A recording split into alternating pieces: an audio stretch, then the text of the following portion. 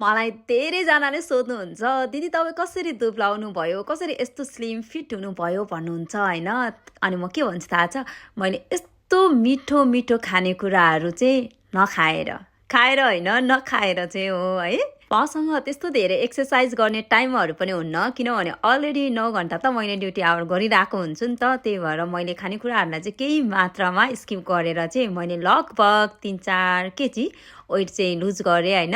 अब यस्तो मिठो लाग्छ थुक्पा, चाउमिन, मोमो होइन, अनि रोस्टको साइडमा खाने त्यो अर्को चिज है। ओहो! मैले त लगभग यति महिनाहरू चाहिँ मैले केही खाइनँ क्या, एकदमै कन्ट्रोल गरेँ र रिजल्ट चाहिँ साँच्चै नै भनेको हुँदो रहेछ क्या। त्यो धेरै खाएर केही कुरा पनि होइन, के खाने भन्ने कुरा चाहिँ एकदमै म्याटर गर्दो रहेछ है। अनि आजकल चाहिँ फेरि मैले हल्का अलिअलि खान थालेको छु कि, अनि मलाई हल्का मोटाए जस्तो पनि फिल भएको छ। तर म जहिले पनि आफ्नो यो बडीलाई चाहिँ यत्तिकै फिट राख्ने कोसिस गर्दैछु होइन। यो चाहिँ हप्तामा एकचोटि मात्रै हो। 1 महिना भयो नि त एकदमै मिठोहरू केही नखाएको, त्यही भएर आज मैले थुक्पा बनाएको छु। त्यो पनि एकदमै सिम्पल होइन, भेजिटेबल मात्रै हालेर।